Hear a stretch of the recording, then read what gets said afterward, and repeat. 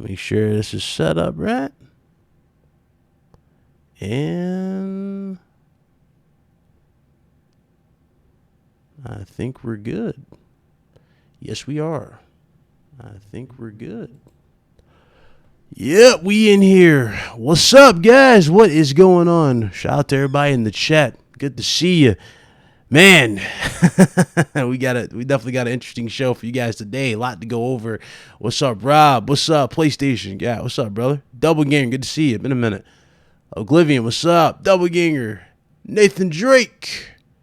Double Barrel Gaming, aka Boom. What's up, brother? Good to see you. How you doing, Don? Xbox 448 in the building. I see you in the chat, brother. What's up, Chris? What's up, Tommy? Enrico? White Booty Buster, what's up? Reunion K, good to see you. Locum. Cali, what up? What's up?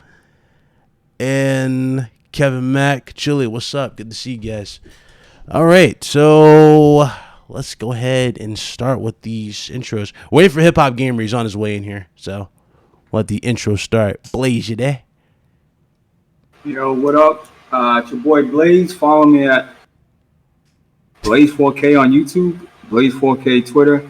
It's gonna be a good show.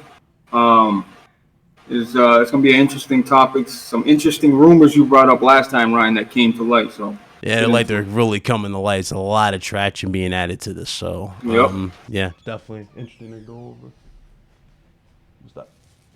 Oh, thank you. You don't have to be, right? That's fine.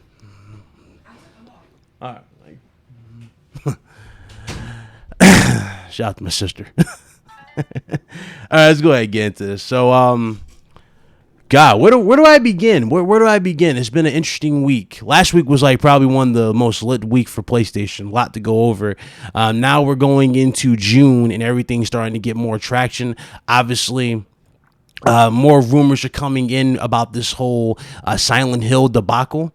And we talked about that yesterday and a few shows before, and the possibility of that game possibly being made by either Kojima Productions or a studio working closely with PlayStation. It looks like that actually might be true. Now, shout out to Nathan, aka Hunter. He actually posted a few screenshots on Twitter. Not necessarily screenshots, but he posted like a it showed Silent Hill and it said coming 2021. It was basically a poster and he was talking about it, and more people were coming out, adding more fuel to this, saying that yes, it is indeed happening. We just don't know if this game's going to be a launch. Obviously, we don't know if this thing's going to be at the June reveal. We don't know when they're going to announce it, if it is indeed happening. And of course, again, if this is true, you got to go back to what was covered before. You guys remember Castlevania. Castlevania was mentioned. And aside from Castlevania, there was what? Metal Gear Solid. These two particular games also could very well be in the mix here. And these could be more into this than we're actually seeing. What's up, Eagles fan? Good to see you. What's up? Decepticon, what's up? Decepticon. So, what you have to say on this, Blaze? Do you think this is true? Do you think that we're actually going to see this? Bro, I mean, I can only pray to fucking God that these things come to light. Like I said, I hate dabbling with rumors. That's why I was like, Ryan, come on, Silent Hill, stop all, you know what I mean? And then shit starts to come and you're like, whoa, all right, so maybe, sometimes when shit just keeps coming up, it's for a reason. When you keep seeing the same shit over and over, something. It could be some crazy people, but most of the time it means like, look, this shit just keeps being brought up places, people keep hearing it. Maybe it's gonna come to light. So I mean, we can only pray, man, that it all comes back. You seen that picture Insomniac posted? Yeah, it was for Fuse. I think that's what everybody was calling it. It was Fuse, but yeah. So that's another game. That's another game you can add to the list of games they were teasing. So they showed off Fuse. Before Fuse, they showed off Resistance, and then obviously they were talking about if I remember correctly, Spider-Man before, right? So That's 3 games that's already been like mentioned or showcased. Obviously, Spider-Man, we're not going to get anything for that until we get into PS5 officially. And more than likely, that's not going to come out until probably 2021 from what's been going around and what's been stated, right? 2021 seems like that's where you'll get your final dose of any more news for that particular game. And it kind of makes sense. I can see that happening. But as far as gameplay is concerned, you know what I'm saying? I don't know. Hard to really say. What's up, Billy? I see you, bro. What's up, Bray? What's up, Jacob? Good to see you. So let's get into the other part of this, because there's actually a part 2 to this. Gran Turismo 7 was also leaked. That's right, Gran Turismo 7. And a lot of people are believing that this could very well be a launch game for PlayStation 5. Shout out to Crispy Bomb in the chat. And Blade X, what's up? So they were thinking that this could very well be a launch exclusive for PlayStation 5, and the reason why, again, more than likely Microsoft is definitely going to push the next Forza, and that's probably more than likely, especially at this time, that's going to be on the launch lineup for Series X. And of course, a lot of people really want to see a battle of the racers. So if Sony really does have Gran Turismo 7 ready for PS5, then obviously that's more likely going to be pushed strictly on PS5, and that will be pushing consoles, and that's going to be one of their main games to try to get you onto the system. After looking at it, or I haven't really seen it, but after looking at the situation, it would be interesting to see that actually happen in the long run. It's definitely something I really want to see, battle of the racers type of thing. But again, I'm not really into Gran Turismo. But and if you notice, Ryan, Gran Turismo took almost the whole generation for it to come up. Yeah, you know what I mean. So I don't see such a fucking fast turnaround where they have it, unless they're taking the engine they already have and update it, implement it to the PS5 and get it going. But I feel like it's such a fast turnaround, and I don't want. The last thing I want them to do is rush anything out. But if they have something, who knows, man? Who knows? That's the thing. You never know, because that engine that Gran Turismo is running on right now is a absolute monster. Like, it's beautiful. HDR showcase. It's a beautiful engine, a stable engine for that matter. So I just can't see it happening soon. But you never know. Yeah. Sorry, I was a hip hop gamer. He messaged me. He's like, "Hey, is there a link?" And I was like, "Wait, you're in the Discord?" He's on his way. I'm waiting for him to jump in here. You got to consider what the landscape will look like if we get bombarded with the delayed PS4 games. Wow, PS5 games released at the same time. True. That's definitely a good point. That is definitely a good point. I'm interested in seeing how this event's really going to play out, too. More information's coming out. Now, you guys remember that stream I did a few days ago, especially going around with this Bloodborne rumor that could possibly be going to PC. Remember, I talked about the possibility of that show supposedly having less games being showed, or possibly having 2 events. It looks like there's actually more to that as well. Yo, off topic, but what you think of the Snyder Cut? No, God, I'll get to that later. That's actually another bag of worms by itself. We got our special guest in the building, Hip Hop Gamer. What's up, brother? Yo, what's going on, son? Yo, can you hear me? Yes, sir. Loud and clear. All right, cool. No doubt. Yo, first off, one love and God bless. I appreciate y'all. You know what I'm saying? RGT in the building. Happy Fridays to one and only Hip Hop Gamer. Hot 97 Logitech G is going down, baby. You already know what it is. Let's roll. Y'all already know. Hit that like button. Go ahead and share it out. Let's definitely get in here. Now, I had to wait. I didn't want to get into these topics all the way until we got our special guest in there. So we're gonna go ahead and dive right into this, man. Before I dive into this, let me go ahead and I'm gonna ask everybody to put an F in the chat. I want everybody to definitely have a moment of silence for a second for a certain individual we lost just recently, Mr. Shad Gaspar. For those of you that don't know who that is, Mr. Shad Gaspar is a former wrestler for WWE. He worked with JTG. He was part of Crime Time. He's also the guy who did the motion cap work for Kratos in terms of like the actual moves and whatnot for the game.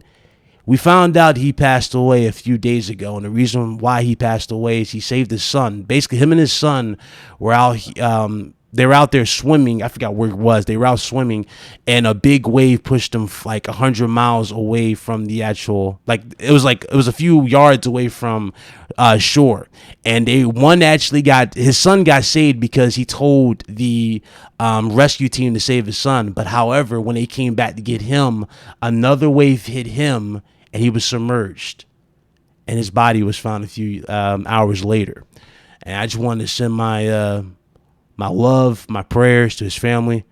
I just want everybody to be safe. I know, again, it's a little, I'm throwing that out there, but I gotta be, at the end of the day, I have a heart, man. You know what I'm saying? And I gotta do that.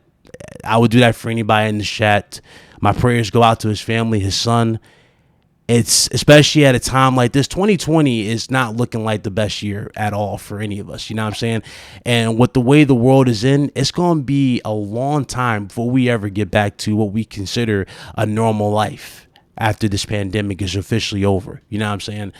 And I really just want to just send my love, my prayers to them. And again, to everybody who watches this show, whether you love me, you hate me, I got nothing but love for you. Hopefully you enjoy episode 115. Let's have a good show. Let's keep this chat clean. And hopefully you guys can take something away from the show, and you'll be even more happier going into June and, of course, July for Xbox. Without further ado, this is episode 115. Let's go ahead and get into this PlayStation topics. Mr. Hip Hop Gamer. Yo, first of all, that was beautiful what you said, son. I ain't want to just overlook that. That was really amazing what you said. Thank you. I seen the story too, and that was crazy. Tragic, man. It's horrible. God bless his family. I know they're going through it heavy right now, but yeah, everything you just said, bro, was incredible, and I loved it. Period. Thank you. I'm definitely again, it's definitely shocking that it happened. It's shocking. And I was blown away that he actually, again, did the moves for Kratos. Like the crazy, like the axe motions and all that. He did all that. Yeah. That's crazy. Like that was even more crazy. They modeled the character after him. So that was really, really cool for him. But really though, it's crazy. And again, I'm only telling you a portion of this man's story before. Like he already had a close encounter with death a few years before this, before he officially, passed away a few days ago. He was It was reported like it was a robber. Some dude pulled a gun on like the gas station clerk. He actually body slammed the assailant, disarmed him, and walked away unscathed. Like Shad Gaspard was really not only just a hero for what he did, but he is inspiration to a lot of us in our community. And I really did appreciate him. Even the crime time gimmick that he did with JTG, even though they didn't really do much that they should have, that they should have been given in WWE, I appreciate him. I really, really did. That's crazy. Yeah. That's really, crazy. really did. But real talk though, love, prayers to him. What's up, Christopher? I see you. Let's go ahead and get into it though. Let's get into the Silent Hill thing, Hip Hop Gamer. I know you saw the list, right? It was a list it leaked last week. It had like Silent Hill on there. It had Ape Escape. It had Horizon Zero Dawn 2, and I think it had God of War 2 as well, and like a few games like Elden Ring, which is, if I'm not mistaken, that's on Xbox. Microsoft has the marketing deal with that. It had Elden Ring, and it had a few other games. Now, with the traction that's going around and this game right here, Silent Hill's getting more traffic. Do you think that list has some more like validity to it? Do you think that actually there was more to that list than what we were thinking now? Because you think about it, now they're talking about less games supposedly going to be shown at this event that we're going to get in June. You know what I'm saying? And with them saying that, a lot of people believe that maybe, just maybe, Sony's trying to play it a little safe because they don't want to add so much validation to the individual who leaked the games. Love to hear your thoughts on this. What do you think? Well, there's a couple of things. Like, so the first thing I would say is the whole idea of showing less games comes from them showing more games that's actually ready to be shown in gameplay form. Okay. And stuff like that. That's one. So it's they don't want to go the trailer route where we just showing you some clips. You know what I'm saying? They want to be able to actually show you as close as they can show you to what you're going to be playing when you get this box. Bro, fine. Period. So that's the first thing. The second thing is a lot of the third party developers want to show stuff off on their own terms. It's like that. So that's another thing that you're going to see more of too. You're going to see third parties show off their own games, like the way they want to show them off. So that's the second thing. Okay. The third thing is something third party have to show off first before you see it on the main stage of a console manufacturer. So timing plays a role in this as well. In terms of how soon, like for example, the date that I heard that the PS5 reveal was supposed to happen was the day after EA's, which is, I believe, I think EA's is June 12th, if I'm not mistaken, off the top of my head. So I think June 12th or June 11th, but the day after that, it was supposed to be the PS5 one. The reason why is because I believe that the next, either the next Battlefield that's coming in 2021 or 2022 or Battlefield 6 or something like that, it was supposed to be shown on EA's platform first before it's shown on the manufacturer's platform first, which was supposed to be like an extended cut, because that's how they do at E3 anyway. So that's one thing that I heard, but I do know third parties want to showcase their games more. So that's probably why you got that. In terms of the God of War 2 and Spider-Man 2 and showing all of these things early, I doubt that. Maybe a title screen like they did Order 1886. Remember that? You got the title screen first, then you get gameplay later. Yeah, but I don't even think they'll go that route. Like, you know what I'm saying? Me personally, I don't even think they'll go that route. What I believe what will happen, like Gran Turismo 7, yeah, I can easily tell you that one. That's coming. Like, I can factually tell you that. Silent Hill, what I can say about Silent Hill is that it's coming. That's official. That is happening. Like, you know what I'm saying? Now, I don't know. The only thing is I don't have like timestamps, like in terms of actual dates.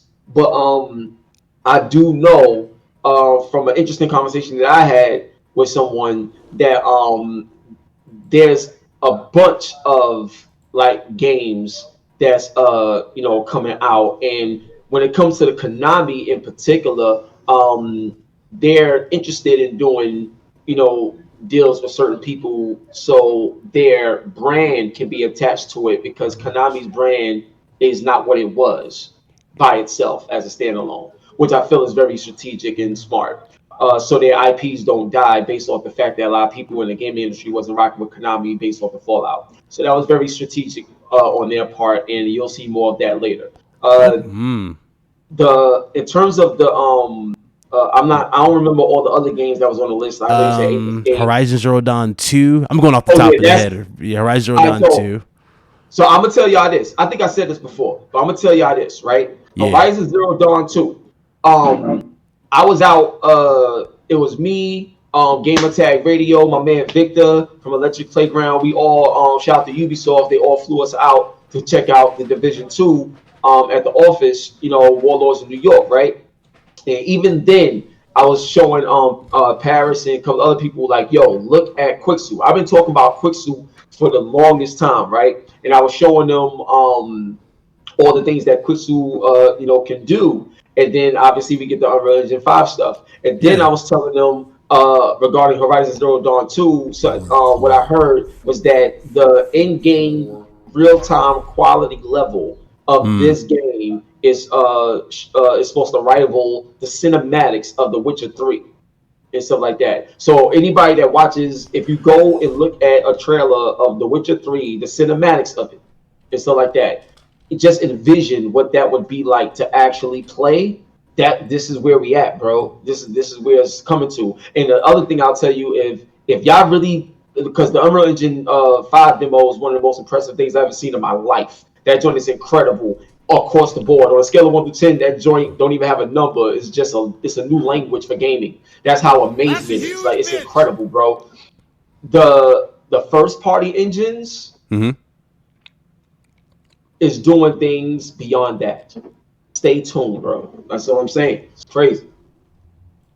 Okay. So that's my thoughts on that list. So you think now, obviously, what you just said it definitely does make sense here, because they're really hyping up Horizon Zero Dawn to be the game to set the benchmark for them, right? That's going to be their go-to, eye candy game, basically, to show off the power. So yeah, that one and what Bluepoint is supposed to be working on.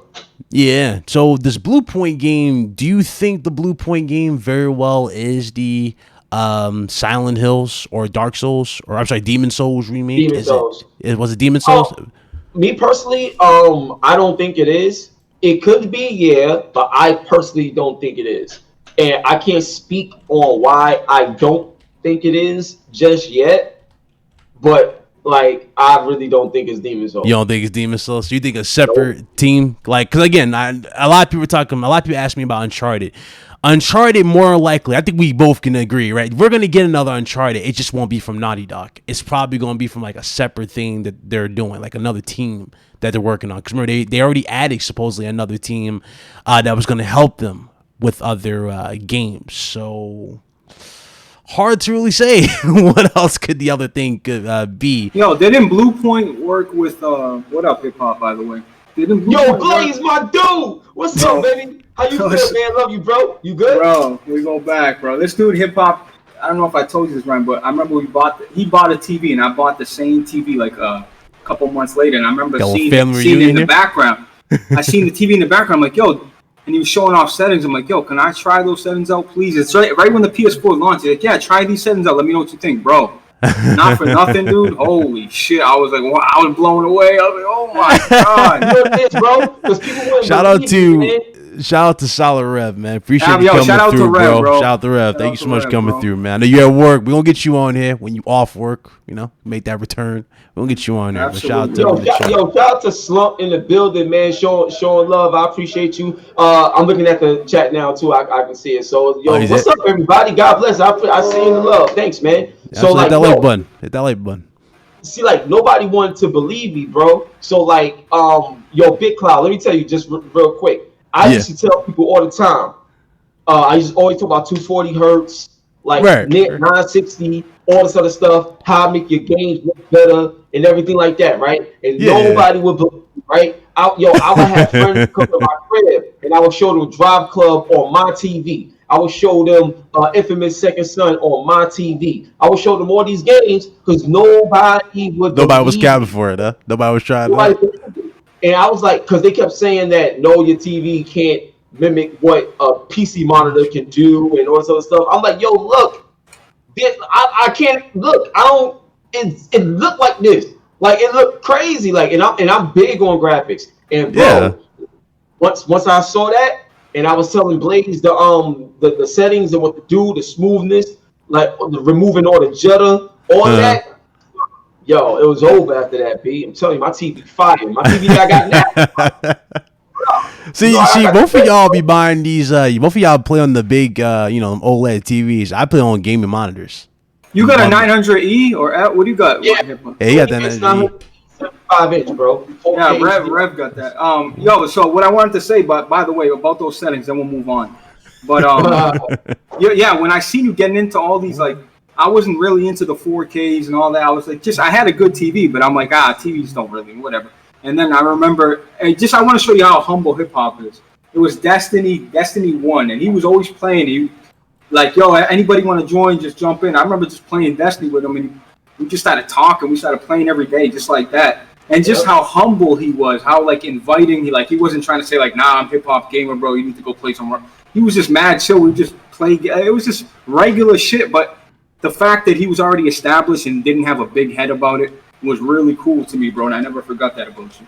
Oh man, love, man. I appreciate it, man. It's like that's all it is. That's I'm getting there's so many questions in the chat. It's so crazy. But yo, Blaze, man, it's all up, son. Like I tell people all the time, yo, like I'm just a blessing that God is allowing for me to be utilized in this way to bring people together through gaming in a positive manner.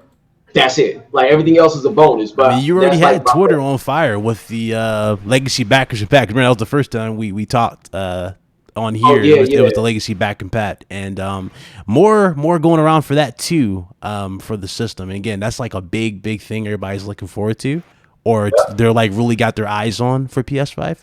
Again, June, we already know it's pretty much going to be the hardware reveal, and they're gonna showcase a few first party. That's pretty much what I'm gathering from this. No odds summer, basically. Yeah, no, there's no real, like, I can't really say with confidence we're going to get pricing at this June event. I don't think any of us can think we're going to get pricing. Really, we're going to probably get that into, like, August. And I think that's probably what the waiting game is going to be between them and Microsoft. They're going to, like, literally just go neck and neck or wait it out until the very last second at this point. It's like nobody wants to go first. Ryan, what's up? Who made Blue Point? Am I getting confused? Blue Point made like help with PUBG. Am I wrong for that? Who's Blue Point? Like, why am I like going? Who's the developer that helped PUBG? When you see it, you always think it was Blue Point. Think it was Blue Point. Was it Blue Point? Yeah. You play PUBG on PC, would pop up and say Blue Point. Or I remember thought it saying Butthole. I'm dead serious. I remember always seeing like Blue Point. But if I see them making anything, Blue Hole. Was it Blue Hole? I don't know. That's the name of the developer, Blue Hole. Blue Hole, that's what it was. Oh shit! That's funny. Thank you, son. Blue, that's not a developer I would even think of. Blue Hole to fly. So tell me, you know anything about SOCOM hip hop? Because I've been praying. We tweeted Yoshida years ago, a bunch of us, like 400 of us at the same time about SOCOM. Why is Sony neglecting SOCOM? Well, one thing is timing is everything. You know what I'm saying? So one thing you have to understand is that SOCOM is the type of game that will work in today's industry. Like the way the industry is now, SOCOM would kill the game right now. So, timing is everything. There was a dude that I did an interview with when we was talking about H Hour. My man David Sears. Mm-hmm. Absolutely. This like way back. And between him and another friend of mine, they've been trying their hardest to get SOCOM to eventually come back. Now, one thing that I said, and I was talking with my man, Marlon, Wario. I said that that's one of the games that I believe is going to be a surprise hit to come back, to the industry in terms of SOCOM. I feel like they would actually do that. So to me, I hope it comes back as well. It's believable that it would, but timing is everything. Like, you have to understand, like, the way a lot of companies operate, especially on the back end. So right now, there's such a huge demand for what type of SOCOM game would exist in today's age with the technology and everything that's here. So SOCOM will make perfect sense now. But before, it didn't make as much sense because of the direction that they was trying to go. There's a lot of developers that, if you speak to them, there's a lot of games that was put on hold simply because of design choices. Like, a lot of things that they wanted to do, they wasn't able to do, so they didn't do it. It's not that they didn't want to, it's just that it wasn't ready. You know what, hip hop? I'm gonna take you back, bro. I remember, H Hour, it's so funny, I brought this up last week. So H Hour, I seen a video of you, I think it was a 2-part video, you sitting down with David Sears. Now, David Sears, I know you know him very well, and you had interviews with him. That dude, okay, H Hour would have been successful, and it would have been a hit on Steam if he didn't drop out. Now, he dropped out because H Hour, the people that were creating H Hour, there was some funny. I donated $250 to the bake sale for H Hour for it to come to console, which it never did. When David Sears left the H Hour, development, it was over for H Hour. It was all done. But he left midterm because he was trying to go one way. And the guy was like, no, we got to go this way. I'm like, dude, no, this is so... David Sears like, trust me, this is so... So it's a shame what happened, but David Sears is a genius. Didn't he work on Patriots as well? For Ubisoft, that canceled game that was called Patriots? Yeah, Rainbow Six Patriots. That's but never came out. Here's one thing I can tell y'all that y'all probably don't know. Like, I've seen... This is probably 4 years ago. I saw gameplay of the next generation version of SOCOM, like what was supposed to be like the PS4 version of it. I saw gameplay of SOCOM, like I was privy to see it. I saw it. I was like, yo, like, what y'all gonna do? And ever since then, it's just been on hold. So if there's any game that I believe got the potential to come back, it'll be a SOCOM in a big way. Yeah, but it's funny you said that. Yeah. I've seen the gameplay. So yeah.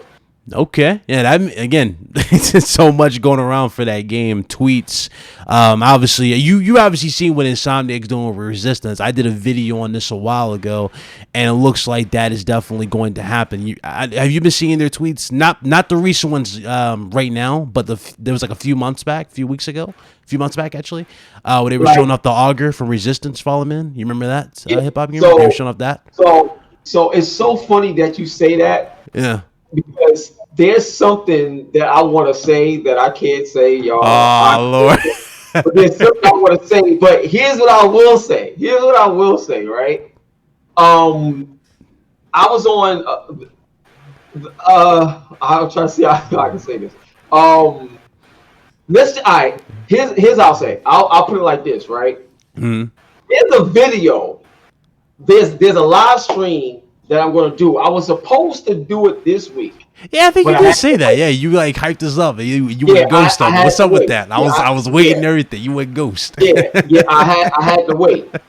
So you had an embargo. Okay, I got you. So next week I'll be able to do this particular video. Oh, the video is of me talking about the Unreal Engine 5 and something else. Okay. That something else, I'm gonna say something on a video, and y'all gonna be like, "What is this supposed to mean?" And it also relates to Resistance. When I'm gonna show y'all next week. I think that's the best way I can say it. Yeah, because the first thing that was going to my mind about this, because when they first started talking about it, the first thing that was going to my mind was legacy backwards compat. Maybe they were teasing legacy backwards compat with that at first, but then he kept going, like he started saying quotes from Nathan Hale, right? They started tweeting that, and then they were like, "Hey, do you remember this futuristic weapon? Man, it was such ahead of its time." And they were showing off the bullseye. I'm like, "What you trying to say?" you try to say something else here. So, what's up? Sony's got a bag full of good. Like what I mean, like they can go into so many different like options. They can go like they went with Spyro, they went with Crash, they can go SOCOM, they can go Resistance. There's so many other games that Sony have in the back burner that people loved and their beloved games that Sony hasn't even touched and mentioned yet. That it's crazy. It's just crazy. Yeah, absolutely. They have tons of stuff, man. Like tons, man. It's like it don't stop.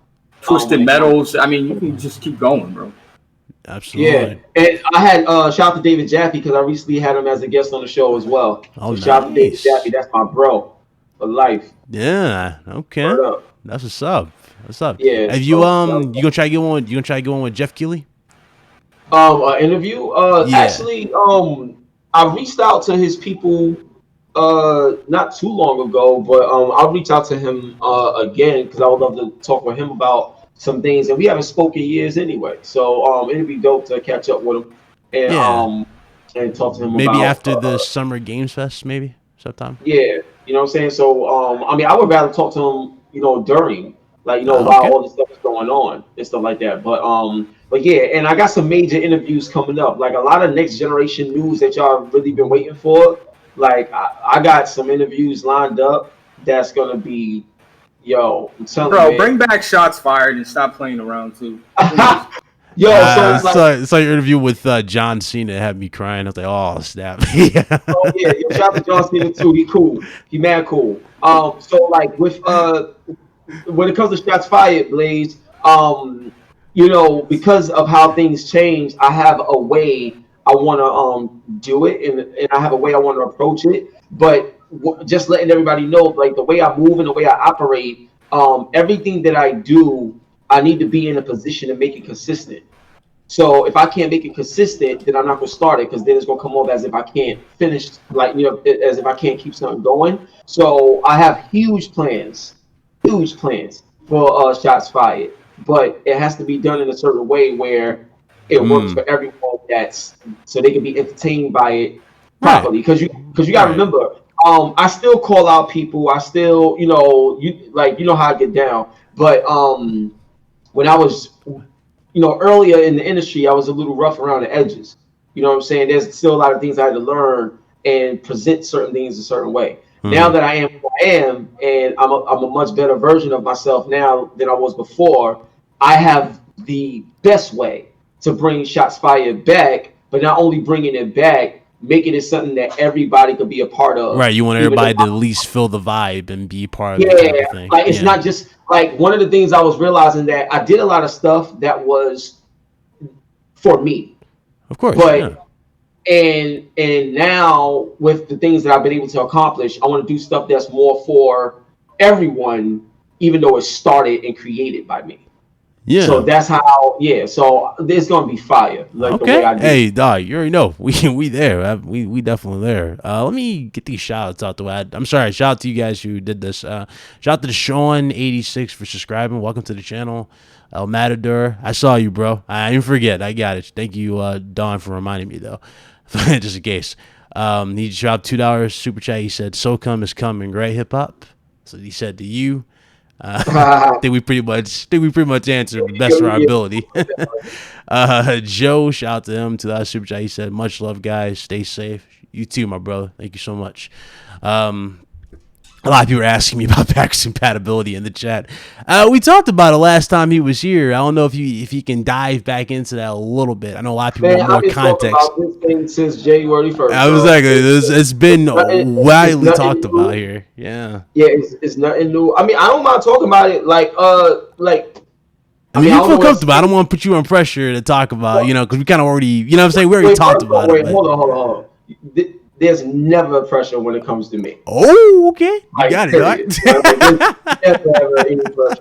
You know how this industry be. You already know. Yeah, it's never any pressure. I'm the kind of person, if I can talk about something, I'll talk about it. If I can't, then I won't. Like, you know what I'm saying? It's like I'm always in control of what I say and do because my motives is always positive. You know what I'm saying? So, but, just, you gotta understand, I'm in the industry, but I'm still a fan as well. I want to know, too. If I wasn't me, and somebody said that, I would have asked them, I would have hear it all over again. Like, like I'm excited about it. So here's the deal when it comes to your backwards compatibility, and I'll try to give even more information or clarity possibly to, make people feel, like, wow, this is interesting. Yeah, so, the AI upscaling, all that. So I'm gonna tell y'all one thing, right?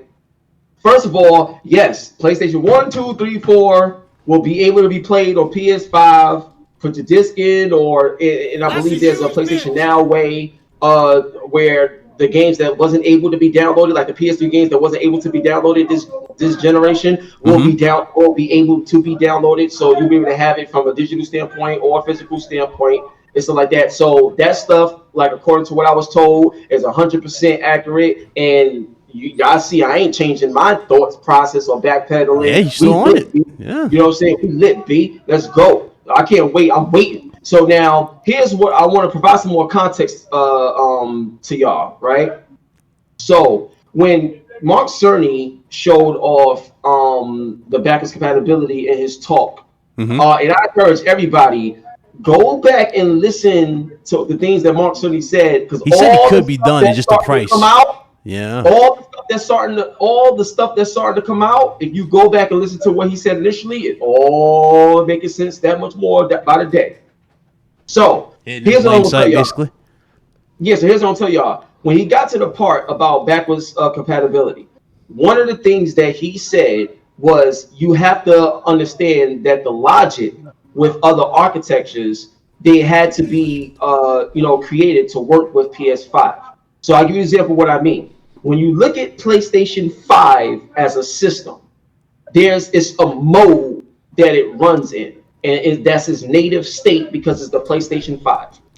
When they show PS4 Pro, that's a mode that the system can run in, which means that instead of just emulating a video game, you're emulating an entire system to make the architecture mimic it. So this is the first time backwards compatibility has ever been done this way for a console. So you're saying they got a whole new alternative technique for this? It's completely invented, completely brand new. Invented, completely brand new. Okay? So I'll give you an example of what I mean. Why play this? If I play the PS4 Pro right now, and I put a PS4 disc in there, right? It worked, right? Like I could put a non-enhanced PS4 title, whatever, and it has a boost mode, right? It's still like that on your PS4 Pro, right? Okay, so now if you think about it, why would there be a need? Look at the back. Go back to what Mark Sony said. Why would there be a need for a PS4 legacy mode when you already got a PS4 Pro legacy mode? I mean, PS4 Pro played PS4 games. Yeah, it was like 3 modes. Yeah, there shouldn't be a need for it, right? But there's a reason why it's there. The reason why it's there is because the PS4 Pro, just because it's called that, it's still not the same machine. The PS4 Pro is an actual more powerful machine. There's certain things within that architecture that's different from the standard PS4. That's why that has to be there. Now, when they came out with this the first time, what did everybody say? Everybody was like, yo, PlayStation 5 could only play 100 PS4 games. Yeah, that was actually mistranslated. That's what everybody thought, right? That's what everybody thought, right? And then what happened the very next day? They confirmed that it's full support. Like play all the PlayStation games is just running PS4 games in the PlayStation 5's mode is difficult. Why is it difficult? Because every game has different cycle counters and every game has different timing modes. So just because something is more powerful doesn't mean there's going to be a perfect match for something that was before. So that's why when you look at all the patents, these patents was created to create a new way of having backwards compatibility. That's why when Mark Sony said that if there's a cost down, you don't have to worry about losing backwards compatibility like they lost it with the PS3s. Because the PS3 was on system on a chip, and then the other one was based on system on a chip and emulation. Right. You understand? So that's the first part. I hope y'all follow with me here. So now the second thing that I would say, just to try to provide more clarity to y'all, is even when my man E from Ubisoft, when they asked him a question, now keep the context in mind. They asked him a question about the next generation systems, and he decided to answer that one of the most amazing things that he's seeing is the backwards compatibility, because it's something new that they're doing in the industry that will allow older consoles to be preserved for the future. That was his statement. Why did he say that? He said that because there's also a process called sRGen. sRGen process is like, if you look at an emulator like PS2 or PS1 or something, or even regular Nintendo, they have software where you can choose the filter on how it looks to make it look the way you want it to look. So the sRGen process allows you to have machine learning to make textures and everything look better on the fly. That's why they call it enhanced by remastering on the fly. The reason why that had to happen, the reason why that had to happen, they had to make sure the memory bus was correct. So when you say that about the simulation of memory bus, because everything is different.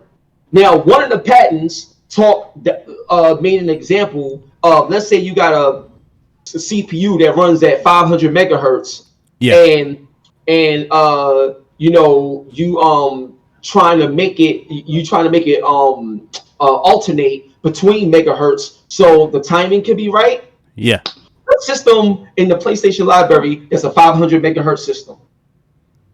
I'm asking y'all, what system is a 500 megahertz system in the PlayStation catalog? Y'all ready for that? The PlayStation 3. Yeah, I was going to say it, but I was asking the chat, were they ready for it? The PlayStation 3. So here's how like all of this stuff works, right? So when you look at the PlayStation 3 architecture and everything like that, and everybody's saying this, saying that, the PlayStation 3, there was never a PS3 Pro. You know what I'm saying? PS3 has always just been PS3. The only changes to it was the removal of the backwards compatibility and the nanometer chipset that was changed. But in terms of that, everything was the same. So the only thing that's missing from the announcement is a PS3 legacy mode, because a PS3 legacy mode covers PS2 and PS1 by default and stuff like that. So that's what I'm trying to say. So then I'm trying to think of something else I can tell y'all to bring more clarity to what I'm saying, so y'all can understand how all of this stuff is coming together. there was one more thing that I wanted to say that I think would bring it on home based off what Mark Cerny said. So here's the deal. PlayStation Now, I'm not sure if y'all know this, but PlayStation Now, the way we're able to use PlayStation Now is there's 8 PlayStation 3s, there's 8 cell processor architectures on one motherboard as a server blade. That's how we're getting our stuff. So that hasn't been changed since like 2006. So for all this time, we've been using old PlayStation 3 stuff, to run PlayStation Now. And for it to perform the way it's performing, just imagine when the PlayStation Now update comes.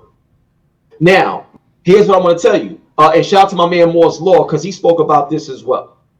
So there's an article, I think, on Extreme Tech that talked about how PlayStation Now works. And recently, they just confirmed, now think about this, they just confirmed that PlayStation Now is going to be on PlayStation 5. First of all, why do you even need to confirm that? Like, you know what I'm saying? It's a part, like, you know what I mean? It should be a no-brainer. It's a service. It's Sony's. Need to,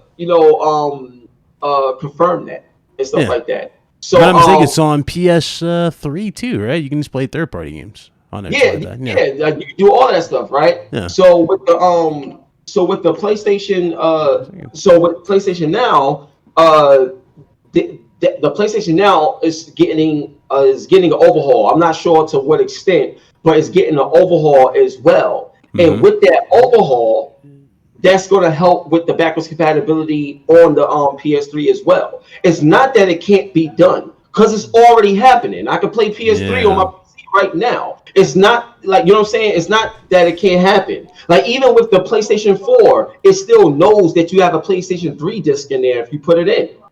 Like, and that's also a part of the patent too, where they have to read the application so you can know what it is, so it can work according to what that architecture is. So all the PlayStation 5 is mimicking systems. So when you play PlayStation 4 Pro, it's going to work like a PS4 Pro. When you put it on PlayStation 4, it's going to work as a PlayStation 4. Why do you think the PlayStation has a variable clock? The variable clock is to adjust the timing based on the how backwards compatibility is going to work as well. That's why when Mark Cerny talked about it, he said that it was designed masterfully. It's something that's never been done before, the way they're doing it. Yeah. And the way they're doing it. So, because you gotta understand, if you look at any system, if you look up CPU ID and like CPU spoofing, like with AMD, like this is technology that existed before. How you was able to override and mimic and make something think that is running on that same hardware, even though it's actually not. But the technology allows you to spoof it. You know what I'm saying? It's just like a VPN. You know what I'm saying? Or you know how, like, if you want to protect your IP address. Yeah, like, VPN. Like a VPN. Yeah. Yeah, it's like you can mask it. That's all it is. Like being able to have the so tricking the system. Yeah, that's all it is. Tricking the system so that it makes it think that they're running a PlayStation 3 title on a PS3 when it's actually not. And then once it goes through once it gets like the authority, like once it goes through and it boots up and it works. Yeah. Then it's able to take advantage of like the other hardware, because then it becomes unlocked. Okay. And that's where that comes from. I mean, people could do the research themselves, but like I said, it's a lot. It's a lot to go over. It's a lot of patents. It's a lot to go over. Yeah, it's a lot. That's the thing. That's the only other thing I could like tell people so they could feel like they know what's going on. But like I said, when it was told to me, I was like blown away. I was excited about it, and then you immediately went to Twitter. The main thing that confirmed it for me was there were certain marketing materials that I saw, and I was like, when this come out, it's over. Right. That's it.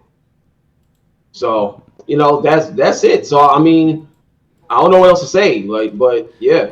Hey, shit. I mean, one thing is for certain, we're at the home stretch. Let's just go ahead and put that out there. We're at the home stretch with this console, and It's been a long road. The speculation, everything, all the breakdowns, the patents, like they came in from everywhere, and now we're getting the final product. I guess I missed some super chats by saying pay the bill, so I'll get in those in a second.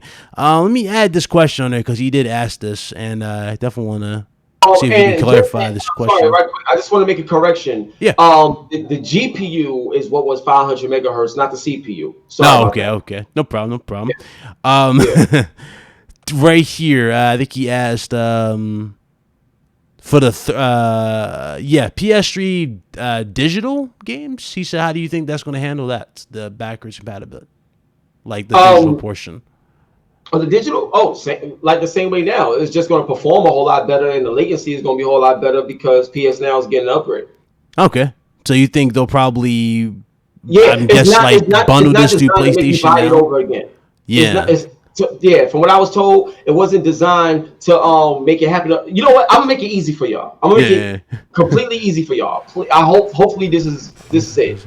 I want everybody to go to the 2013 PlayStation reveal and go to where David Perry was talking and how Sony officially greenlit everything that they're doing, because it wasn't about technology advancement solely. It's about just giving back to the audience that helped grew PlayStation. And the goal with PS1, PS2, PS3, PS4, all ubiquitous to be on one platform so everybody can enjoy them and play all the games.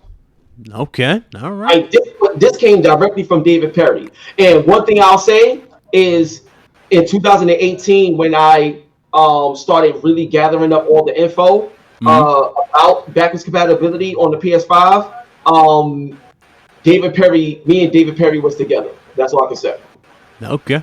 Trey's like, I just want to say something about the Trey said don't slip, because the internet be don't slip. Not yet. You know what I mean. They'll nitpick the hell out of it. They go, hey, he said it wrong. We was at the same event. At the same event and we had conversations about stuff. That's all I can say. Okay. What you about to say, Blaze? Before you move on about the back and people saying, well, Xbox already did that, blah, blah, blah. Look, first of all, like Hip Hop said, this is a totally new way they're doing it. Number two, the most important part, the PS3 library, the PS2 library, the PS1 library, they have so many hits and sleeper hits. There's so many cool exclusives that never got HD remasters, so many cool games that people don't even know about. That's why people are excited, dude. Like, people that got massive PS2 libraries, PS3 libraries, that want to play these games that never got brought over to next gen. That's what's so exciting. Yeah, Xbox said, you can play your games, but guess what? People had already played Gears. People, like, it's to the point where, like, PlayStation saying, look, all those old awesome games we made that you want Insomniac to bring back, all those old awesome, like, dude, this is what's so exciting, because people do have a massive library of PS1, PS2, PS3 games, digital games as well, and it's exciting because PS3 games were fucking awesome. PS3 exclusives were fucking awesome. Yeah, PS2s. That's what's exciting. And then just because I see a question in the chat, somebody was talking about AI upscaling being used for PS5 games. It's being used for PlayStation and Xbox. You know what I'm saying? Like, these systems is both crazy. But what I want to say is I want to clear something up. Because you remember in the Unreal Engine 5 demo, they was talking about the 1440p at 30 frames per second and people trying to act funny about it. Yeah. I'm going to shut everybody that's in the chat right now. I'm about to shut everything down right now. Shout out to Trey BK. I love you, bro. You already know what it is. That's my boy Jamie. You know what I'm saying? G.I. That's my dude. So listen. Dawn, have a good night. Thanks for coming through, Dawn. I'm going to tell y'all something right now. I don't care what nobody say. You got to listen to what I'm about to say. Before you do that, we need 100 likes. We need 100. He about to drop a jewel for y'all. Hit that like button. We need 100 likes. Let's go. 264 people. Hit the like button. We need to be higher than 100 likes. I'm just saying. He about to drop a jewel for y'all. All right, cool. So it says 93 likes. We almost there. We almost there. There we go. We got it. All right, cool. All right, so here's what we got it. Right, we there. You got it. You got the green lit. You got it, yo. All right, okay. So here's what I want to tell y'all, right? I did an interview with NVIDIA, right? And we talked about DLSS 2.0, right? Here's what I'ma tell y'all right now. And I know you're not gonna believe me, just like people didn't believe me about my TV being gangster and better than everything. Listen, I'm telling you right now, I don't care what you say. I got proof because my eyes told me, and I can show anybody that come to my crib all of this stuff. I was playing Wolfenstein Youngbloods, right? In native 4K. Now keep in mind, my PC, I got a CPU, which is the AMD Hyper Threadripper 1950X. Okay? And my GPU is the RTX 2080 Ti. All right? So my computer is ridiculous. My joint is fire, son. So here's what I want to tell y'all. I was playing Wolfenstein Youngbloods native 4K. Looked amazing. Crazy. Looked great. Played smooth, solid, frame rate lit, everything, right? I put this game using DLSS 2.0, which is the machine learning. Did you talk about this in the stream? I think I caught this. You said it looked damn near identical. No. Let me talk. Let me talk, bro. You got it. So, listen. So when I played this joint, that people call me. All right, listen. When I played this joint, right, I put it on 1440p with DLSS 2.0 on 1440p. Okay. Everything on, right? Yeah. I'm telling you right now, because I know y'all not gonna believe me. Rendering the game at 1440p with DLSS 2.0 looked better than the native 4K image. It looked better. Why am I telling y'all this? I'm telling y'all this because everything that y'all are thinking about in gaming history, get rid of it. It's over. It's done. Everything you ever thought of, everything that you've ever known about the gaming industry from a development standpoint is over. Forget everything that you learned. You know, when people talk about reinventing the wheel, this is a whole new wheel. This wheel never existed before. This is like a miracle, yo. This is unbelievable. I was playing a game in 1440p. And it looks okay. I don't know what just happened. I just had like this error or something on YouTube. I don't know what was about. Yeah. It said now what just happened. Oh, we good? Y'all hear me? We're good. You two tried to sound. Okay. You two tried to come at us. Hey, hit that like button. It's too much heat. Okay. Look. So here's what I want to tell y'all. So right now, there is 1080p demonstrations where you have a 1080p signal and the output is in 16K. And it looks better than everything at 1080p. So what does that mean? When you see PlayStation and Xbox and they talk about 4K 120, 8K 60 and all this other stuff, yeah, that's real. It can actually happen. The technology is there. Now think about this for a second. How can Unreal Engine 5 display 8K textures? Yeah. I do remember. Second, and it looked like a movie. How can they do that? You understand what I'm saying? Yeah, so they were even talking about the how seamless it is from like to take a photograph, right? And just put it in the world as opposed to going to scratch and scoping it and all that like they usually would do. That'll take months, right, of work. Now it's just regular there. Yeah, they can just process. Exactly. You know why? Because they don't have to use LODs anymore, which is the level of detail. You don't have to, like, let's say you're looking at Last of Us 2 and there's a person all the way in a far foreground or something. That's a low poly model because you're not up close on them, so you can't see them anyway. But you got to take time out to create that model, so when it's time to use that model in a game, it could work. Because if you use a high poly model in a game across the whole game, even when it's not needed, it's going to break the game because of the lack of resources. So, bro, all the rules has been broken with the way these next generation systems is created. That's what I'm trying to tell y'all. The way people talking about and the way people thinking about things, get rid of it. It's over. This is a hip hop. So sorry, I had to go off, bro. Sorry. No. They let it out. Shit off. So I got a RTX 2080 Ti too. I remember trying the DLS for the first time on Metro, shit like that. And honestly, I'm telling you, the first dropout of DLS just did not look right. But you're absolutely right. You're absolutely like the 2.0 with Youngblood. It's all right. You can go play Youngblood right now at native 4K with that turned on and have a perfectly fine 60 FPS with no problem. The game looks fucking incredible with RTX on and all that. So yeah, bro, it's definitely gonna change the way people have to. You're not gonna have to tone down so much shit. You can play games at 4K, turn it on, and be all set. And no problem. So I'll give you another example, right? Like the technology with DLSS 2.0 will give you back like 30 to 40 frames per second. So let's say you running a game on an RTX 2060, right? And you're struggling to get 4K, or you can't get 4K 60 on your Youngbloods game. With DLSS 2.0, with your RTX 2060, it'll perform just like your 2080 Ti. Now think about the money difference you save because of that technology. Yeah, and they also announced a very important feature too. I don't know if you remember. Remember they said it's forward compatible with their Unreal Engine 4 to 5. So basically, any project that was left behind or they probably had to put on the side will immediately be easy. You know what I'm saying? Will easily work with this, and they won't have no issues like going back and redoing anything from scratch again. And that's the cool part. So, and a lot of things, again, I remember I talked about this again. We were breaking this down when you were here.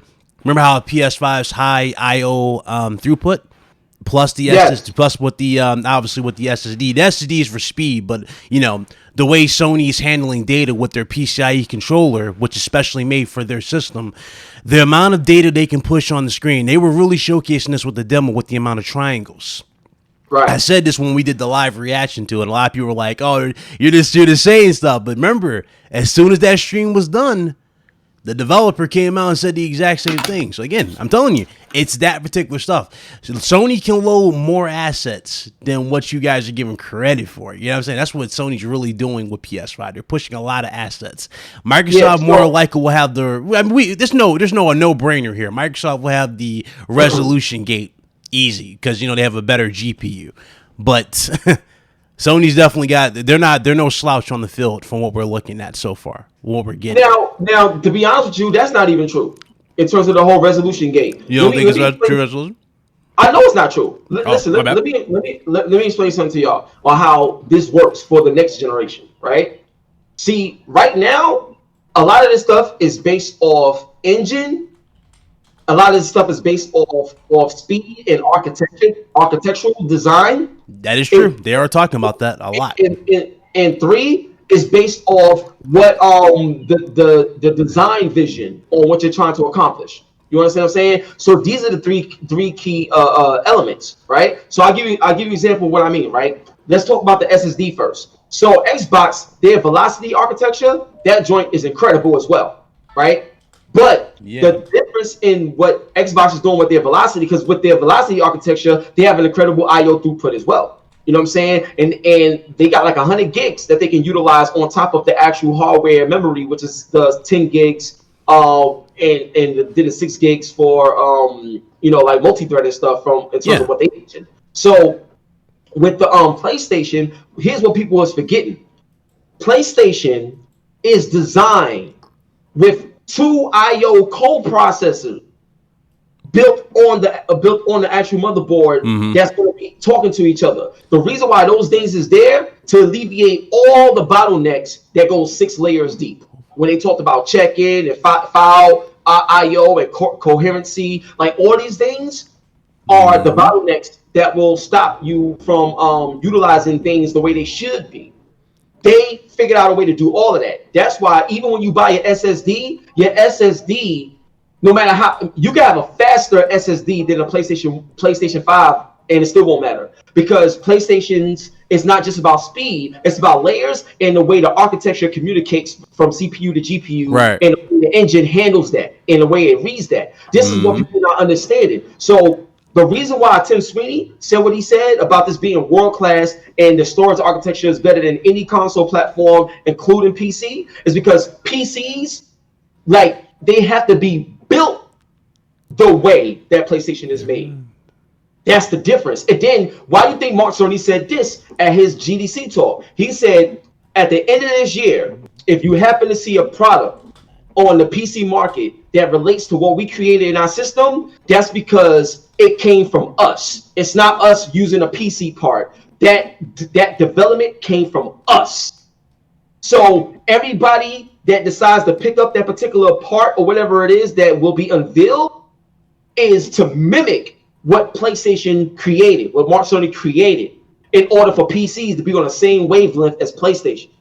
This is not about, oh, my graphics card is better than yours and that's it. Nah, it's not about that. It's the way it's developed for everything to communicate with each other better. Think about it like this. Think about like if you dating a girl, she could be pretty, but if y'all can't communicate, the relationship ain't gonna work.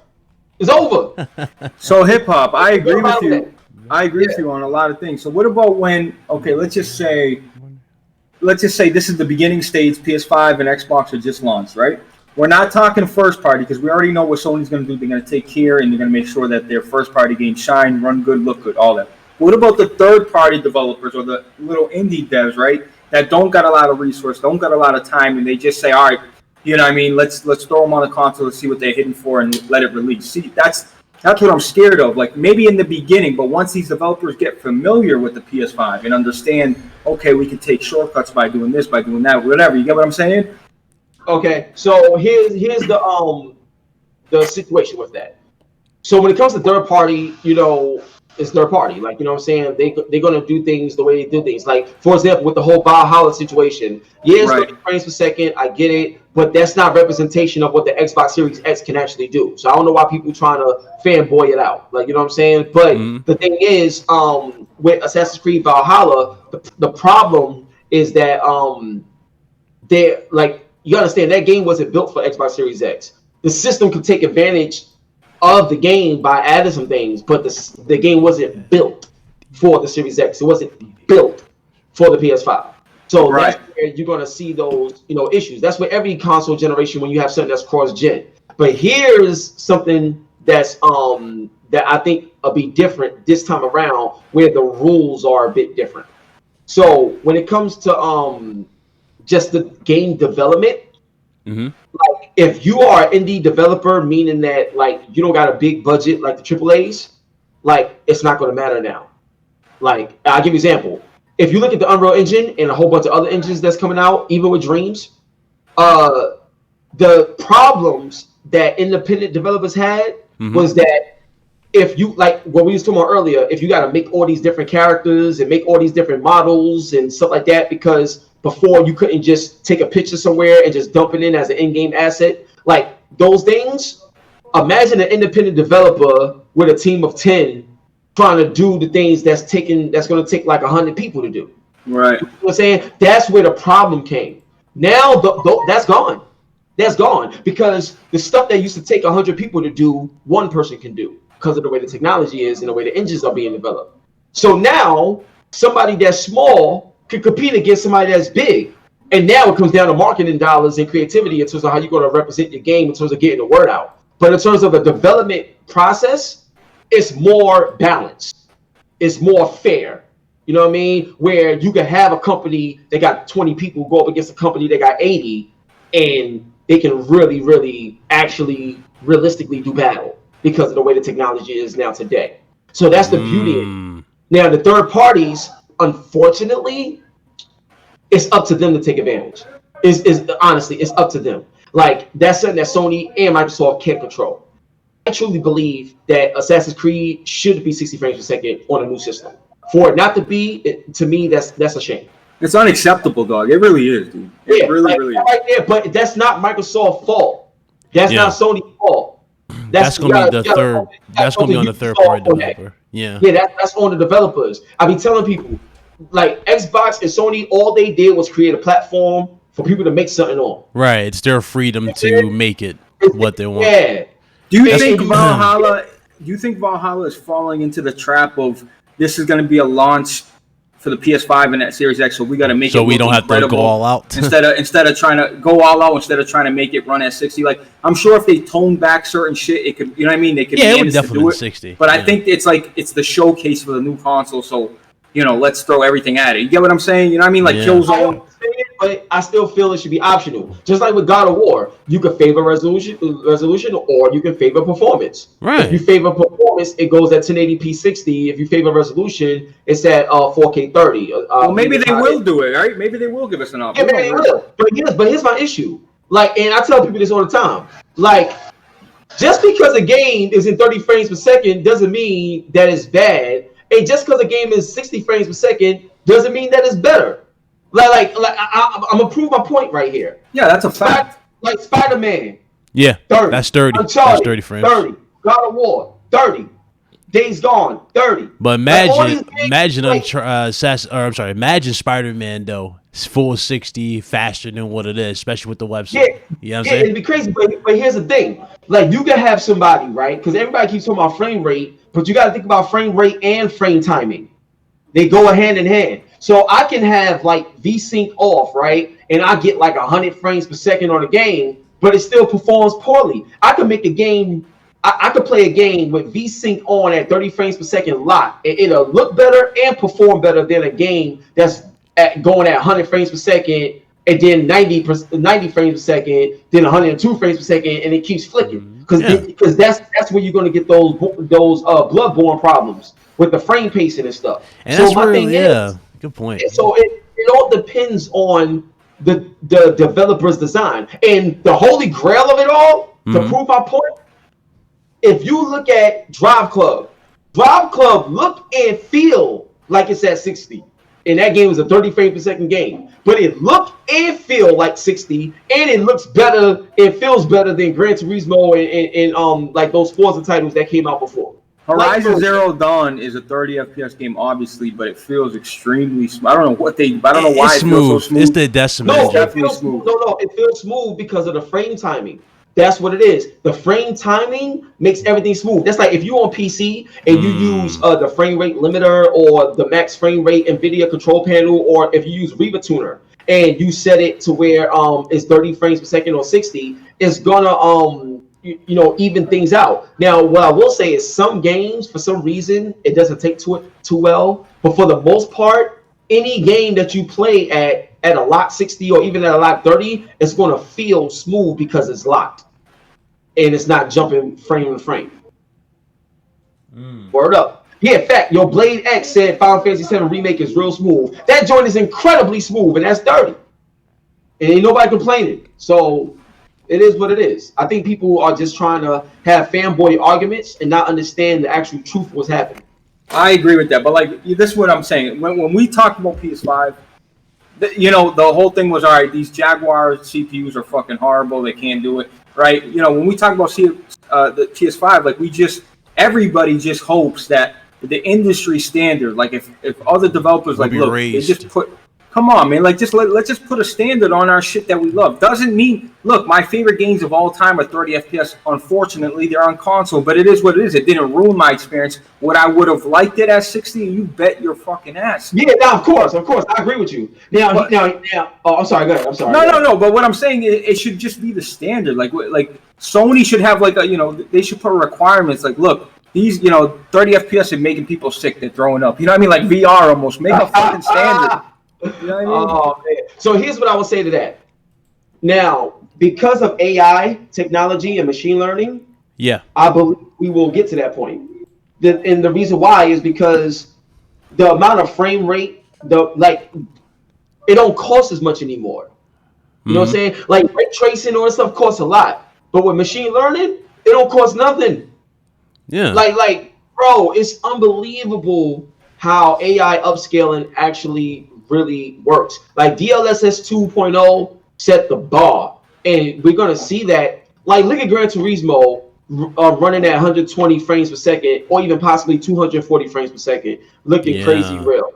I'm telling y'all right now, if y'all think the engines that Sony is using for next generation, the first party engines, they're gonna be going for 60. Listen, let me explain something to you, son. The technology in the first party engines, like the Naughty Dog engine, Decima engine, crazy. Bro, Ghost of Tsushima looks like a PS5 game, bro. So Ghost of Tsushima looks incredible, man. Bro. Incredible. I don't care what nobody say. But I can clearly tell you, if you think Ghost of Tsushima looks amazing, I already know what happened. Like put like this, when people see like first party games on these next generation systems, like y'all not gonna believe that we're here. Like you're not gonna believe that we're here. Tell me, bro. This like I said, these games look good. Like a lot of these games, like this is the problem. Like the PC guys had me and this fool like stunned in the chat when we were live streaming. Bro, we're blown away, bro. It's beautiful, bro. Yeah. Well, what I'm saying is like PC guys. Like I hate to say you PC guys because I'm a PC guy, but I'm a console guy. Like I play everything, so I don't want to label myself under one thing. But the strictly PC guys that are just like, I'm telling you, go find me a game that looks better than God of War and all these. Like, go find me it on. Like, I max out my games all the time, bro. I'm just saying, like you guys, the PC guys, gotta just take a step back and just like, damn, what Sony's doing, man. Like, ain't nothing looking better than God of War. Come on, bro. They know that. They know that. I mean, you gotta understand. You have this thing called blind loyalty. You know what I'm saying? Where like certain people can just do no wrong. That's a lot. Like, you know what I'm saying? Like, yo, I could put on Ratchet and Clank. Beautiful game on the Pro, bro. Oh my god. PlayStation 4 Pro. That joint like HDR? Oh my god, bro. Yeah, it's ridiculous. So as Uncharted 4, like alone.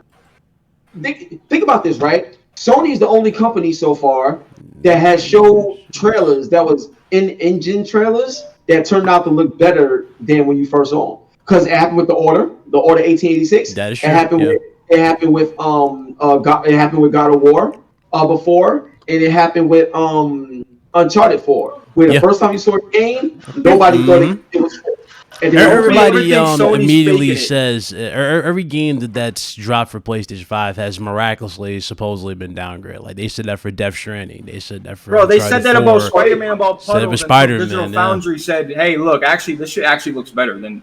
They're showing the side comparisons. Like people want negativity, man. Spider-Man, yeah, but you have to understand. Like, put like this: people, in order for them to feel up, they have to bring somebody down in order for them to feel up. A lot of people is like that. I agree with that.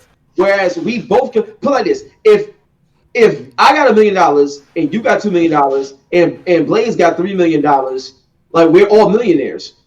We're all okay. We're not broke. We're not whatever. So that's okay. But you got some people that's like, nah, I gotta have $4 million because he got $3 million. I gotta be the man. I gotta be this. Now you're being ignorant because you're not. Hip hop, precept. That's how I look at if hip hop. If you own the Lamborghini, right, and I own the Honda Civic, if I hear like, hip hop just bought a Lambo, oh word, I can't wait to ride in it with him. And that's how I would think. Like, I can't wait to like. You know what I mean? Jump in that car with him. Like, good for him. Like, but other people see that, man, fuck him. Man, I hope he loses everything he's got. Like, what? Like if you're my boy, I'm going to look forward to, like, good for you, bro. I can't wait to see it. I can't wait to ride in it, all that. Yeah, because like for me, like, for example, like growing up, like, let's say I didn't have certain games of Genesis, but my friend did. Like, I'm going to your house to play this. You come to my house to play this. And, like, we had each other out because... Like, I would call my friends and be like, yo, get this game because I'm getting this one for Christmas. So you get this one, you get this one, you get this one. So we all can be able to play the latest games together. Instead of all of us having the same game, unless it was like maybe NBA Jam or something like that. It's like we all needed our own NBA Jam. Like, but for the most part, we would make sure everybody got a certain game. So when the weekends came, we all went to each other's houses and brought all the games. So we had everything to play.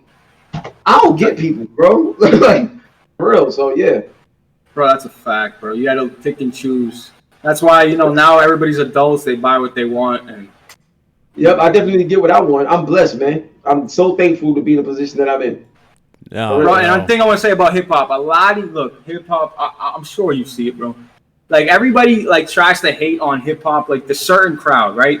And I'm telling you right now, you can hate all you want, bro, but, like, if you just watch sometimes hip-hop, I'm in your stream, you're like, shout your city up. You think I'm not there, I'm there, I'm watching you.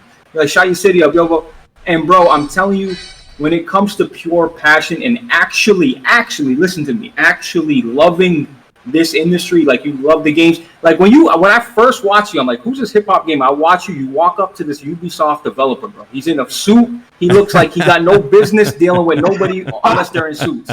Hip hop walks up to him, do-rag, fitted cap.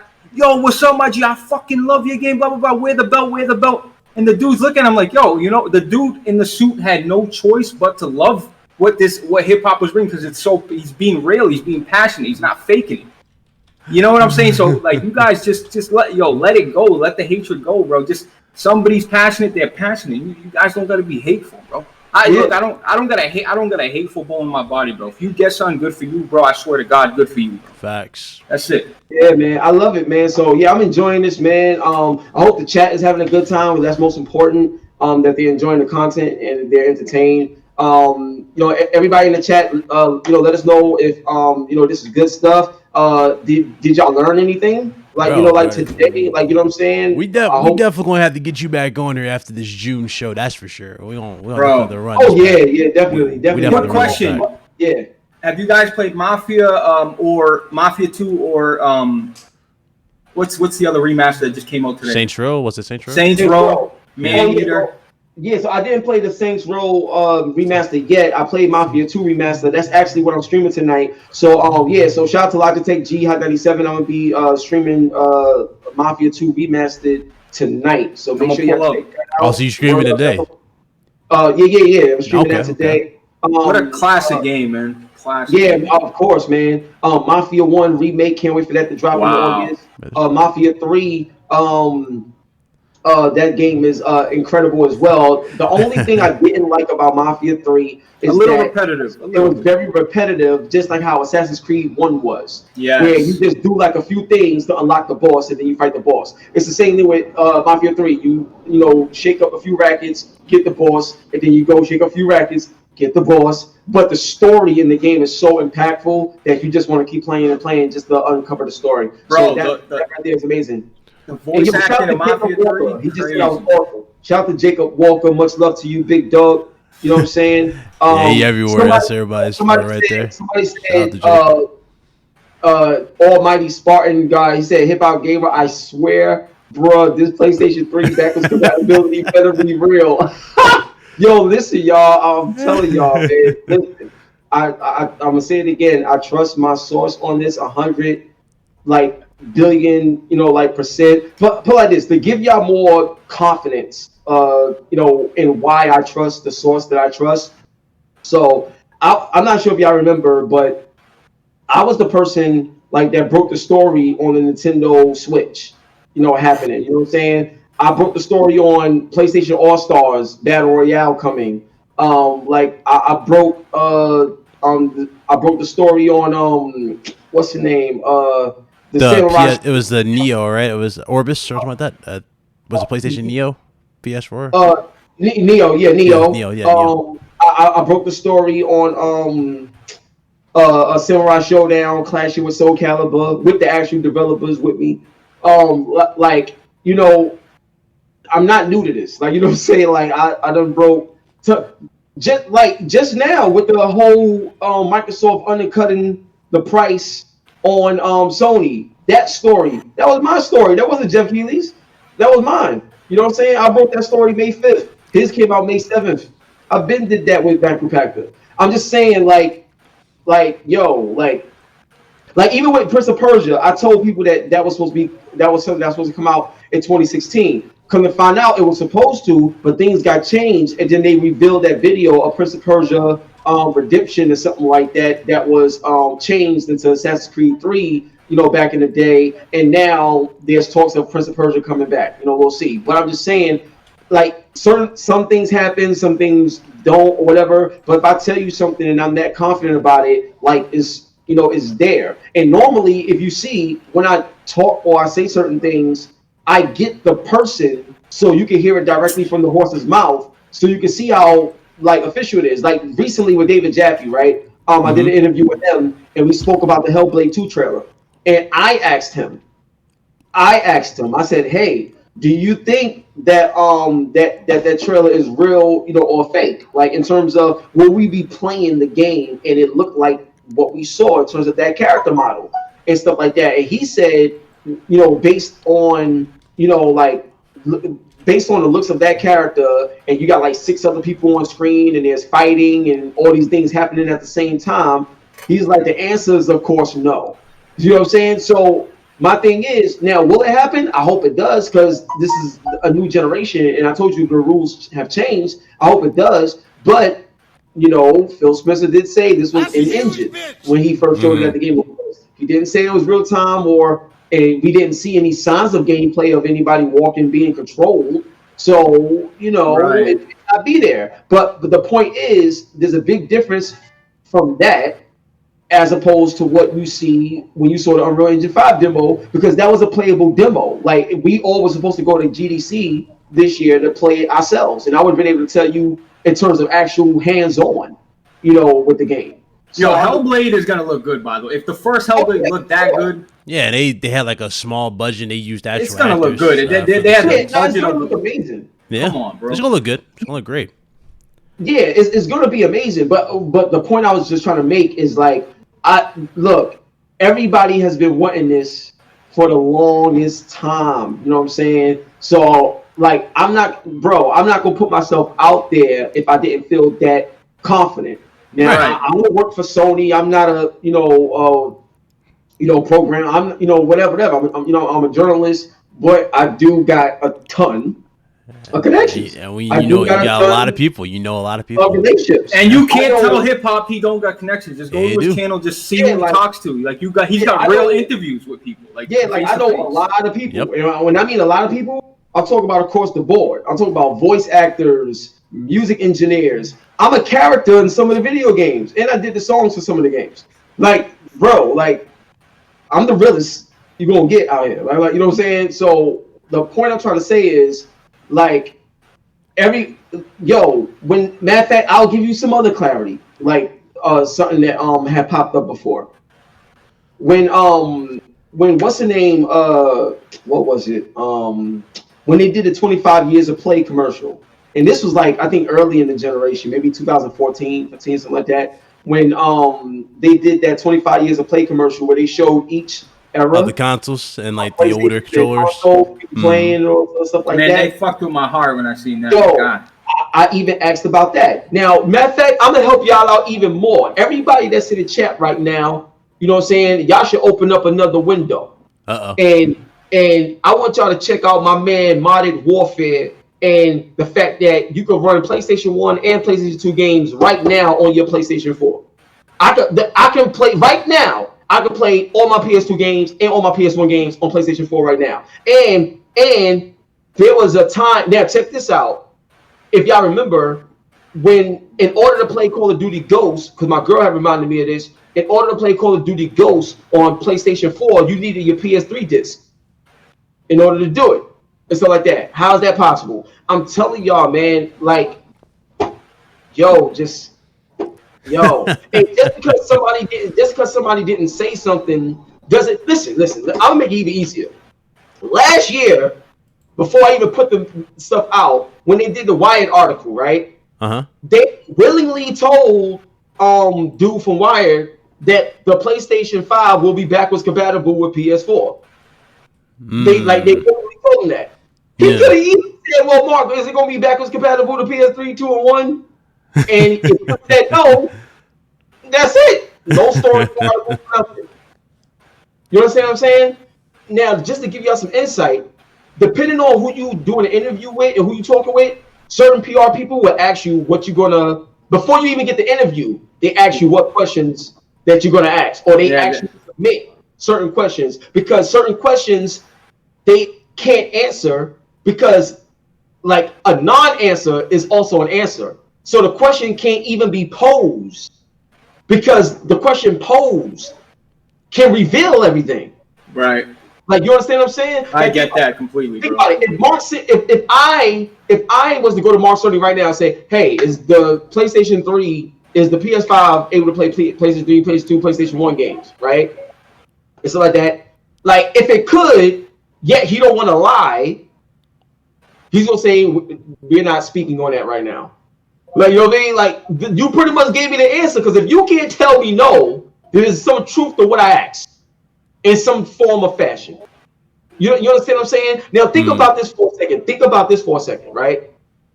If what I was saying was like a lie, considering how big the story got, Sony would have came out, or somebody would have came out to debunk it, because it was getting too big. But yeah, think about it had a lot. It's a lot of traffic still, and no one has said anything about it. Yeah. Yeah. Now, but think about it. If Sony was to debunk it, they probably gonna lose sales, because people gonna be like, "Yo, so Xbox got this and you don't." Xbox gonna win immediately, because people really want that feature, and that'll make Sony look bad right now if it wasn't true. Yeah. Plus the whole thing now with smart delivery. You know, you could buy the game on the base one. Yeah. Yeah, so you got to think about the like. I'll give you an example. I did an interview with Marvel, right? And I asked for the Marvel Avengers. I asked Square. I asked them like, "Yo, y'all always talk about whatever platform y'all on. Y'all want to maximize it to the best of your ability. Is it safe to say that this will be on PlayStation 5 as well? And if so, what can we see from that system that will be able to take this game to the next level?" And you know what their answer was?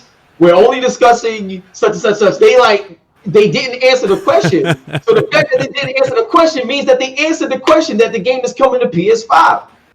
You understand what I'm saying? Yeah. Look at Dying Light. Matter of fact, everybody in the chat right now, if you go to my Dying Light 2 interview from E3, right? When I asked them about the PS5, they couldn't answer it. But then months later, what get announced? Dying Light 2 was what? One of the first games announced coming to PS5. And I asked them this. You understand what I'm saying? So look, bro, look, listen.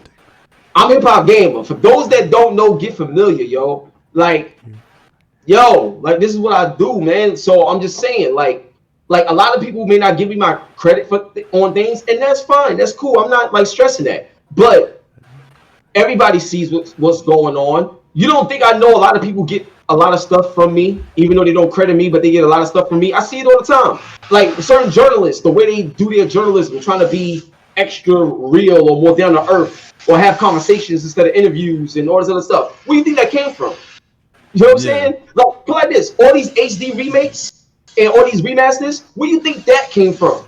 That came from me. I was the first person to tell people that Final Fantasy VII Remake was happening back in the day in 2009. And I was the first person to tell people that Halo 1 HD was coming.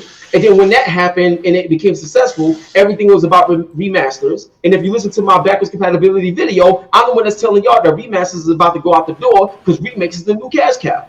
And look what that is. I'm me. I'm the one. Me. I'm the source of all of that. You understand what I'm saying? So, and if you don't believe me, do your research. I'm telling you. Like, I've been in the industry since 2008, officially. Like, you know what I'm saying? So it's like, to all y'all that got any doubts, check the man's credentials. It's live on the channel. Check his credentials. What's up? Say hip hop. Yo, Brian, I did say game disc. I said game disc. You could put your game disc in there. Even what's the name? The dude, PS Everest. I think he changed his account though, or it got hacked or something. But even PS Everest a while back was like, yo, don't get rid of your PlayStation 1, PlayStation 2, PlayStation 3 games. You don't understand. This whole investment has been greenlit by Sony. Like, yo, there's something I can tell y'all right now, but if I tell y'all right now, it's gonna ruin it. It's gonna ruin everything. I can't even say nothing. But I got you. Hey, listen, bro. Listen. No, I'm calling you after hip hop. You gonna tell me? I'm gonna call you. Yo, but look, if hip hop would if you got hip hop, can you tell me just real quick, and then we'll end it. If hip hop is such a fraud and he's making shit up, right? You understand in this industry, this thing is called blackballing. Like, developers won't send you games no more. They don't fucking fuck with you. They won't do anything with you. So the fact that hip hop keeps getting new interviews, right? New sit down, new conversations, you know, it's got to say something, because if one developer says hip hop is this, is that, it just spreads, bro. Like, don't do any interviews with him. Matter of fact, check this out. Matter of fact, I'm gonna tell y'all one thing. One thing, check this out. One thing, right? Everybody's excited about PlayStation 5 and exclusives and everything and all this stuff, you know, all these things happening. I'm telling you right now, mark my words right now. It's 6:38 p.m. May 22nd. Something is gonna happen in August that's gonna make everybody buy PlayStation 5. Facts. Everybody. If you're an X-bot, I don't care who you are. You could be more of an X-bot than Kid Smooth. It don't matter. Oh, he said August, people. Something's big's happening in August. I'm gonna cover this. When August comes, everybody's gonna want to buy a PS5. Trust me on that. Okay. Let's go. All right. Let's go. Hit that like button. Let me read these chats. I know Crucial. Shout out to Crucial. He dropped like I don't even know how many he dropped. He dropped a few here. I'm gonna read these. I didn't forget, bro. I saw him. Your last one had me dead. Hold up. Let me just scroll up. Let me find it. Telling you, man, I'm so hyped, son.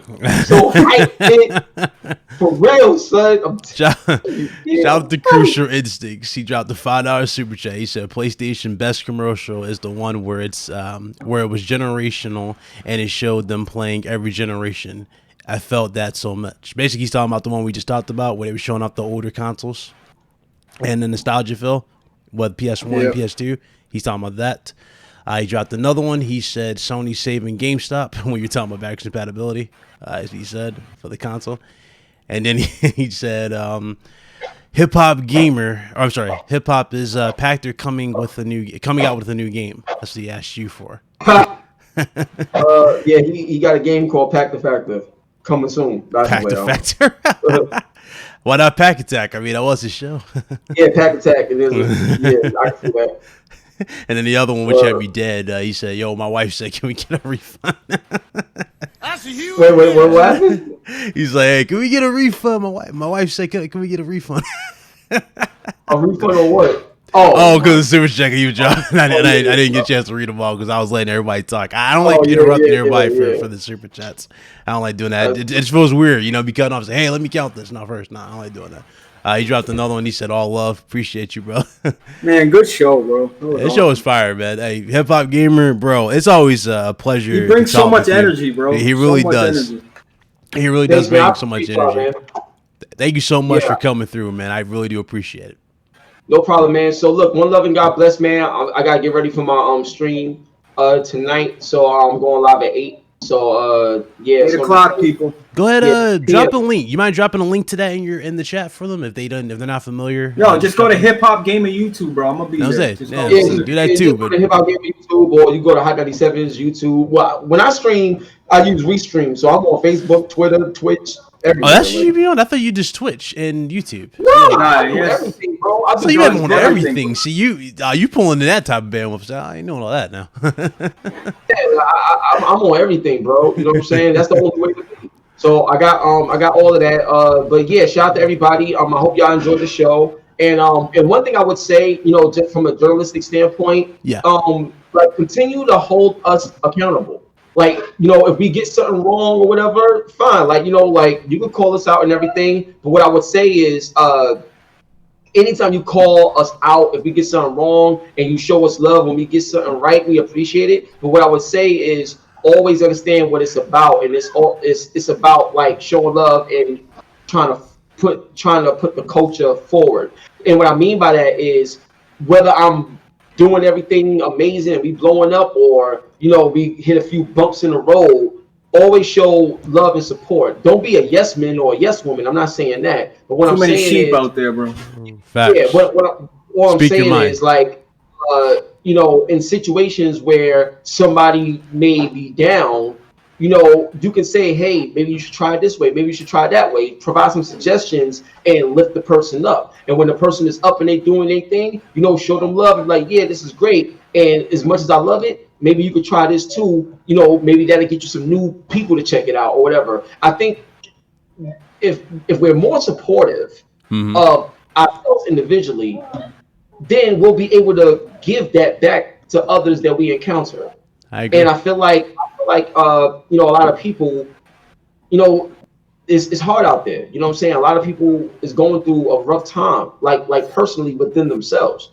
You know what I'm saying? You could be in a bad relationship you don't know how to fix or get out of, or you don't make as much money as you want, or it could be a lot of things, and you're in a bad mental space. You know what I'm saying? And you feel like in order to feel good, you need other people to be in that space with you, so you're not alone. And that's not right. Like, I feel like everybody is great, but your fear is keeping you from your own greatness. So I just wanted to leave y'all with something powerful, that the more you love yourself and the more you understand the greatness that you was already born with, and you tap into it, then when you see other people that's not utilizing their greatness, you have something great to give them to help give them that push. And in that way, we all could be better. So I just wanted to, leave y'all with that, because I think that's the most important thing whenever I do podcasts. What did I leave y'all with that matter? And that's it. Big facts, bro. Hey, bro. Thank you so much again, man. Well said. Your input was on fire, man. You killed it like always, man. Awesome to have you back going here. It was awesome. Thank you so much. Thanks, man. God bless hopefully y'all. we can have you back on here after the June showcase. I'd love to recap with you, with everybody here on the channel. That'd be great if you can make it. That is, I know you're gonna be busy after June, but it's gonna be crazy, man. Yo, man, I can't believe I'm not going to E3. Like, that's my thing. I can't believe there's no E3 to go. I've been going to E3 since 2008, bro. So for me not to be the tradition's broken, because normally I go to summer jams with Hot 97 with all the artists, and then I'm on a plane to LA.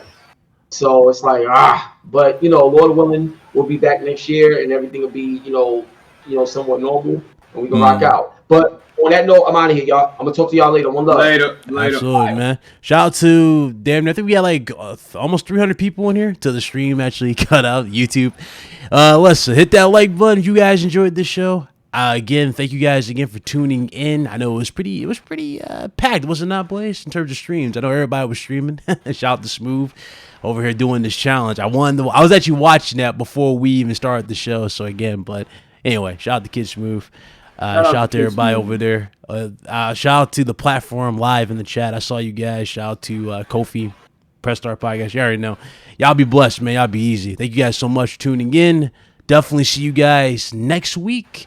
And until next time, y'all be safe and y'all be blessed. This is Big Cloud Gaming.